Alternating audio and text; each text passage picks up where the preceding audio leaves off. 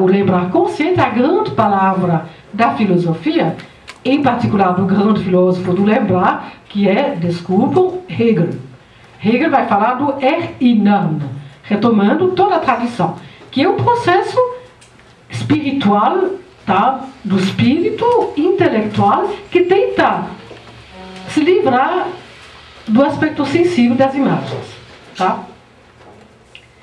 Da dialética de Platão até a dialética de Hegel, o intelecto se esforça em conter essa efervescência desordenada de imagens das quais lembramos, tentando, como diz Santo Agostinho, que eu sempre cito, no livro 10 das Confissões, ele diz: afastar com a mão do espírito esse turbilhão de imagens do rosto da memória.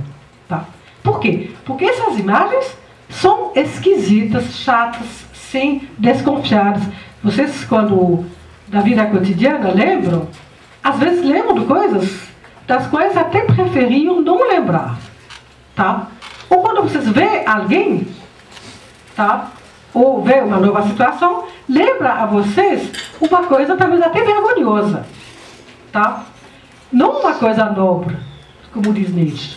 Não uma coisa bonita, mas uma coisa que tem a ver com coisas que vocês gostariam até mesmo de esquecer. As lembranças que nós temos não são lembranças que nós controlamos. Tá? E elas nos invadem. É isso que é importante. Elas nos invadem sem o nosso controle. E a gente tenta fazer assim com a mão do espírito, como diz o nosso amigo Agostinho, na época ainda nenhum santo. Bom, retomando essa metáfora, nós poderíamos dizer que com Freud e com Proust, na sequência de Nietzsche e de Bergson, nós temos teorias da memória que não desejam mais afastar essas imagens turbilhonantes como se fossem mosquitos ou moscas inoportunos. E essas imagens inconscientes, diz Freud, involuntárias, diz Proust, que a essas imagens eles vão justamente prestar atenção. Uma atenção paradoxal. Uma atenção, como dizem os psicanalistas, flutuante. Mas eles escutam, Freud e Proust, o zunido que atrapalha o discurso consciente, bem ordenado do sujeito, tentando perceber o que esse barulho parasita significa. Proust e Freud, e por isso que eles vão ser tão importantes para Benjamin, me parece, deslocam. Professor, eu não estou entendendo a exposição. Sim. Barulho parasita. O barulho parasita é o barulho que as imagens mnêmicas fazem na tua cabeça. Não, porque a senhora faz uma mistura assim. O Bergson, ele é do intuicionismo, mas não tem nada a ver com a... Sim, eu falo do Proust e do Freud. Não, tudo bem, pode expor. A única coisa Sim. que eu faço Você está fazendo... tá. Essa exposição está parecendo assim um pouco bizantina. Mas eu estou tentando... Mas deixa... Vou tentar, depois tem que explicar o que Não, Não deixa, não. Vou tentar responder o barulho parasita aqui rapidamente, tá bom? Sim. Mas está me parecendo... eu não estou entendendo. Não está entendendo, isso é importante. Então, vou tentar dizer. Eu não digo que seja Bergson só para afastar o mal-entendido. Eu digo que Proust, você não está entendendo porque isso é novo realmente, e geralmente na universidade não se fala sobre isso, nem na filosofia, nem na história. Por quê? Porque exatamente isso atrapalha. Por isso que para você talvez seja também novo. Proust é chato fazer a psicanálise, gente. Vocês, não sei se vocês, alguns de vocês fizeram, mas é muito chato. Ela ser psicanalista deve ser pior ainda. Por quê? Porque vem à toa coisas que nós justamente não queremos saber. E dessas coisas, a academia, em particular as disciplinas como a história e a filosofia, vou colocar no mesmo pote, não querem geralmente saber. Tá? Por isso que nós temos ainda no nosso saber acadêmico, mais, digamos assim, mais clássico, uma conotação do saber como algo consciente, controlado pelo sujeito. Aquilo que esses pensadores, são pensadores também, como Proust, Freud, apoiados, eu só disse, não Bergson e não Nietzsche, não dizem exatamente isso, mas apoiados neles, tem que dizer, vão dizer o seguinte: o nosso saber não pode ser controlado só pelo sujeito consciente. Aí que vem o bizantino, se você quiser. O que nós vivemos e o que nós pensamos e também o que nós fazemos, portanto, é muito mais formado por outras coisas do que aquilo que nós controlamos. Eu acho que aí fica mais claro. O que nós pensamos e o que nós fazemos também provém de coisas que nós não podemos controlar e que a nossa consciência, em particular, não pode controlar. Em termos, por exemplo, históricos, vocês sabem muito bem que nós queremos várias coisas, por exemplo, para a história de um país, mas que aquilo que acontece na história e até aquilo que fazemos, às vezes, não corresponde ao nosso querer consciente. Dá para entender? Quando nós queremos falar com alguém, ou quando queremos falar, mesmo numa conversa nada científica, muitas vezes escapa, como se diz, e Freud partiu também disso, coisas que nós não queremos dizer, tá? É que nos escapam o controle consciente. O que escapa ao controle consciente do sujeito, seja no plano político, seja no plano histórico ou no plano pessoal, às vezes atrapalha. Por isso que geralmente na academia a gente não fala muito disso, porque a gente tenta restringir a consciência e o controle. Talvez por isso que seja também novo. Mas vamos dizer, 80%, eu diria, não, 80% talvez seja exagerado. Vamos ser mais generosos. 75%, tá, daquilo que dizemos e fazemos não é totalmente controlado por nós. Tá? E para podermos entender como que nós falamos e como que nós fazemos, por exemplo, história, temos também que ter uma relação a esse incontrolado. Dá para entender um pouco melhor? Por isso que Proust e Freud, que são pessoas chatas nesse sentido, porque elas trabalham com com aquilo que nos acontece e que nós não controlamos. Freud em particular. Proust também trabalha com isso. Toda a busca do tempo perdido é uma tentativa de transformar a questão da memória voluntária, eu quero lembrar de algo, na memória involuntária, acolher aquilo de que não lembrava e de que não conseguia lembrar em termos conscientes. Tá? É isso que é a busca do tempo perdido. Não, mais uma vez, depois você para, tá bom?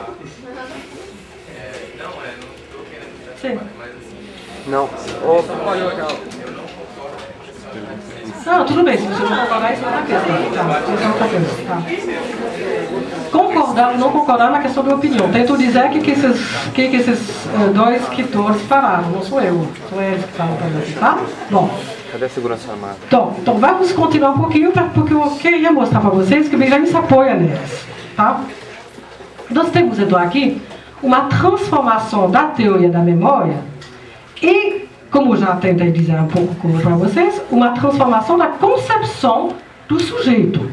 Tá? O sujeito não é mais definido, antes de tudo, por sua atividade consciente, voluntária, autônoma, que existe, mas que é só uma parte da sua atividade.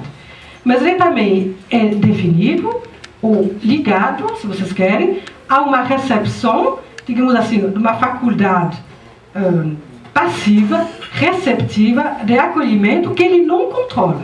Tá? Uma receptividade agora interpretada por esses teóricos da memória como Proust e Freud, e vamos ver, me parece também Benjamin, não em termos de inércia, mas em termos de disponibilidade atenta. Vou explicitar isso. Tá? Que é exatamente todo o início da busca do tempo perdido, e é bom lembrar que o Benjamin, coitado, traduziu com um amigo dois livros da busca do tempo perdido. Um volume se perdeu e outro volume está nas obras completas do Benjamin. Ele traduziu Proust. Não sei se vocês sabiam disso. Está impregnado de Proust. Ele dizia até que não queria mais ler nada, porque senão ele ficava impregnado demais. Tá? Bom.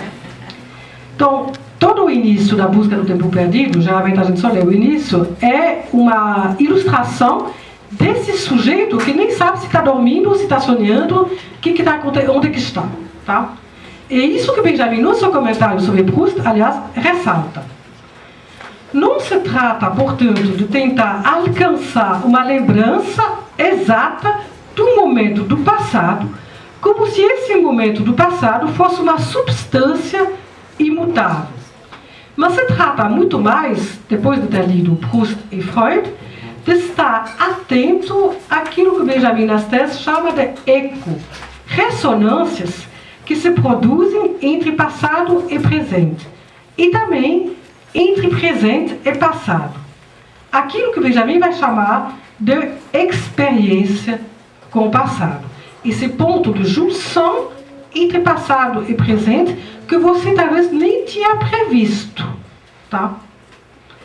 Cito Benjamin, a história burguesa, como ele diz, o historicismo, procura, cito, estabelecer a eterna imagem do passado, descrever como ele realmente foi. São as teses 5, 6 e 7. Tá? Postulando uma identidade de substância do passado, como se o passado fosse um objeto atemporal, baseado numa visão da história universal, que o lembrar bem treinado pode reencontrar. Como se a gente tivesse, por assim dizer, uma relação com o passado, como quando você vai no supermercado e vai procurar na prateleira o objeto X. Ora, diz Benjamin, se, lendo Proust e Freud, descobrimos que nos lembramos, às vezes, de uma mesma época da vida, de maneira diferente, seguindo o presente, e disso vocês sabem. Vocês nem precisam concordar, porque disso vocês sabem. Quando vocês falam, por exemplo, como criança, do nascimento do seu irmão menor, ou quando vocês falam como adolescente, ou quando vocês vão falar mais tarde como adulto, ou até como pai, vocês não vão contar a mesma história. Porque a gente conta também seguindo, isso que é o peso da história do presente. Seguindo a história do presente, nós temos em relação ao passado uma outra relação. Tá? Então, nós não temos em relação ao passado uma relação como se fosse um objeto que espera por nós, imutável, por exemplo, no supermercado. Tá? Até apodrecer. Tá? Mas nós temos em relação ao passado uma relação viva, ligada àquilo que estamos vivendo no presente. E é disso que se trata, para mim. Tá? Nós temos, então, uma concepção tradicional da memória, que é do historicismo burguês, e aí cito o primeiro grande crítico dessa concepção tradicional, Pasme e o Lynch, na segunda famosa consideração extemporânea da utilidade e da desvantagem da história para a vida. Um texto difícil, mas que acho que todos os historiadores deveriam ler, e ler de maneira crítica, certamente, mas também com um bom Nietzscheano ao lado. Existem bons Nietzscheanos que não são nazistas aqui no Brasil, tá? Bom. Benjamin então vai criticar essa concepção substancialista do passado da história burguesa, mas também vai criticar a doutrina dita ortodoxa dos comunistas da Terceira Internacional e também da social-democracia alemã da República de Weimar, que retoma, diz ele, um pressuposto de origem hegeliana, ele não diz que é de origem marxista, de origem hegeliana, do sentido a priori da história. O sentido a priori da história, e dá para discutir se também está em Marx ou não, é, no caso, a vitória final do proletariado. Isso corresponde, na filosofia do Hegel, vocês sabem, à vitória do espírito absoluto, transformado por Marx e pelos marxistas, e os discípulos, desculpe minha franqueza, são sempre pior do que o primeiro, tá? Da vitória final do proletariado que vai de qualquer maneira acontecer. Você sabe que por isso os dois partidos, isso vocês devem ter visto na primeira aula, os vários partidos de esquerda da República de Weimar não conseguiram lutar juntos contra o fascismo, tá? Diz Benjamin, por uma ideia errônea daquilo que seria de qualquer maneira a vitória. A vitória pertenceria de qualquer maneira ao proletariado, portanto, tinha que lutar contra o partido de esquerda concorrente e não contra o fascismo. O fascismo só ia atrapalhar um pouquinho. Vocês lembram disso? Vocês lembram também que o Rosa Luxemburgo, imagino que a Isabel contou para vocês, foi morta pela polícia da social-democracia. Isso para Benjamin é fundamental também. Tá?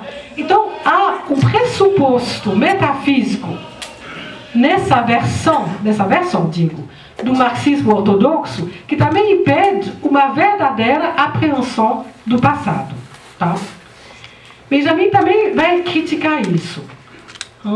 Nós temos que criticar, diz ele, tanto a tradição do historicismo burguês, como a tradição dita ortodoxa do marxismo, que vê ambas essas maneiras de contar a história, vê uma linha do tempo que acaba, no caso do marxismo ortodoxo, numa vitória final.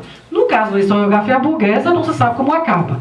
Mas ambas as duas concepções têm uma ideia de um tempo linear que progride pouco a pouco e que nós podemos conhecer tal qual, ou em vista da luta final, da vitória final, ou então em vista de uma acumulação de saber.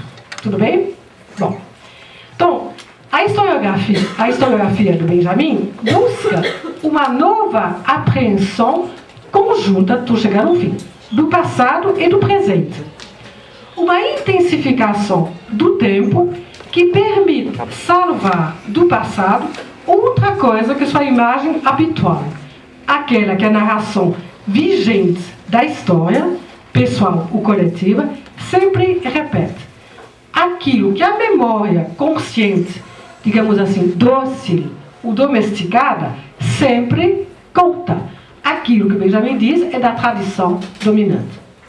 Procura-se salvar do passado, em Benjamin, não uma imagem eterna, mas uma imagem mais verdadeira, frágil, uma imagem involuntária ou até inconsciente, no sentido do elemento soterrado sob o hábito, esquecido, negligenciado, talvez uma promessa que não foi cumprida, mas que o presente pode reconhecer e pode retomar. Mas só pode reconhecer e retomar se ele se abrir a essa disponibilidade de escutar uma outra história que aquela que foi contada.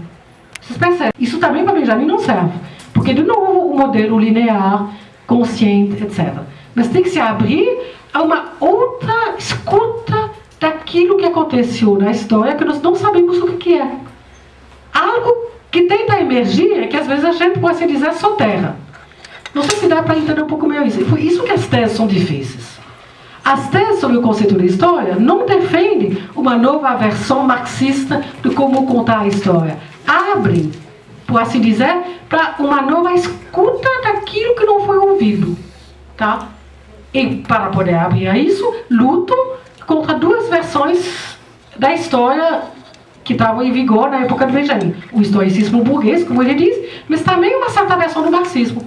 Por isso que é complicado. Porque a gente, apesar de saber que o Benjamin, e nós acho que aqui nessa sala, em maioria, somos mais do lado de esquerda, também não podemos confiar demais, eu diria, numa história oficial do marxista, tá? Que vê, vamos dizer, das revoltas dos escravos espartacos, da Rosa Luxemburgo, até as lutas de hoje, uma continuidade. Porque ao fazer isso, eu sempre vou polemizar aqui, ao fazer isso, a gente de novo constrói uma continuidade e soterra outras possibilidades da história, que colocam em questão essa continuidade. E sei que isso é muito polêmico, e é polêmico dentro do próprio marxismo. Tá? Mas acho que, por honestidade, tem que ser dito. Benjamin não advoga, não defende uma nova história épica, heróica, que vai desde as revoltas, digamos assim, dos escravos romanos, até, vamos dizer, as lutas do MST. Não que ele seja contra isso, contra o MST ou contra as revoltas dos escravos. Mas ele diz que nós não podemos traçar uma linha tão contínua assim. Por quê? Porque senão esquecemos dos outros, das outras lutas, das quais não lembramos, e dos conflitos. Tá? Temos que nos abrir para uma outra percepção, até dentro da história dessas lutas, de algo que também foi esquecido. Para também aprendermos com isso, e não repetir sempre a mesma coisa. Tá? Então vocês percebem que as teses sobre a história não nos dão, isso é complicado, não nos dão de jeito nenhum uma maneira nova de escrever a história do proletariado. Tá? No livro do Michel Levy, que é um livro, às vezes concordo, às vezes não concordo, ele, por exemplo, tem um momento muito feliz no qual o Michel compara, não sei se vocês lembram, não lembro mais qual é a tese, a famosa tese que diz que na Revolução de 48 na França, houve pessoas que atiraram contra os relógios. Vocês lembram dessa tese? E o Levy faz lembra dessa tese? Ele lembra de um momento quase involuntário daquilo que fizeram, vocês lembram exatamente, os índios, quando houve os famosos, as comemorações do assim chamado, dos 500 anos, da assim chamada descoberta do Brasil, quando eles atiraram nos relógios que a Rede Globo tinha colocado na praia. Vocês lembram disso? Isso realmente é uma imagem muito benjaminiana. Algo do passado, de que Benjamin lembra, é lembrado agora no presente, pelo Michel, que, como vocês sabem, é brasileiro, também de origem, mesmo com esse nome, e que tem como se fosse uma condensação que abre para um novo tempo. O que é interessante também é que esse tempo não é o tempo da continuidade.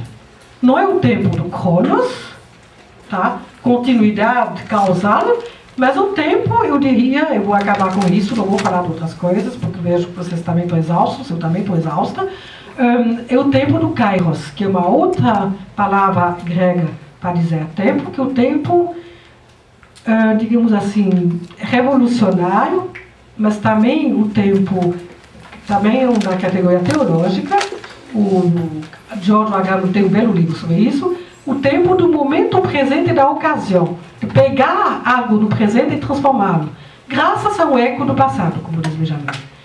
Para aqueles que trabalham com Giorgio Agamben, é uma das mais importantes categorias do pensador italiano. Só que isso ainda não foi traduzido porque o livro, vocês vão me matar, é um livro sobre São Paulo. Giorgio Agamben também tem um livro sobre São Paulo. Tá? E ele vai dizer que o tempo messiânico do Benjamin se aproxima daquilo que São Paulo quis dizer em grego com ho nun kairos, o momento presente. Tá? Isso, acho que a Boitempo não consegue traduzir ainda. Tá?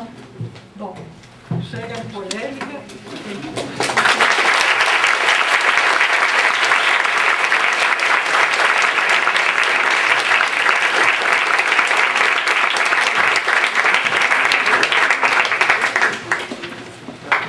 Bom, antes de abrir para questões, só vou também dar mais uma informação. Também não, porque não foi exatamente uma informação que ela passou, é de outra natureza. Mas estão passando duas listas de presença e eu só aviso que vocês não precisam assinar as duas. A gente está comparando as duas. Então, quer dizer, basta assinar uma que a gente bate. Alguém quer fazer alguma primeira questão? Seria melhor que você viesse pra cá, mas... Eu tento falar alto.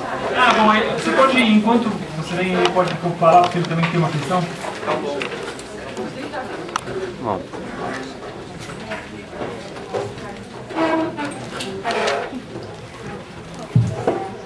Olá, boa tarde. Boa tarde a todos. A questão é a seguinte, ligada à questão da experiência, eu cheguei a escutar a distinção que faram de Deleuze como enfim, a relação de experiência individual e coletiva, como experiência pós e pré-capitalista. Queria saber se esse marco, sei lá, de certa forma arbitrário, procede mesmo, e se sim, como é que fica a questão de, não sei, acho que o Brasil é um exemplo bom das questões das experiências transmitidas ainda de geração em geração. Não sei, talvez populações caiçaras que ainda vivem Tem esse tipo de transmissão. Obrigado.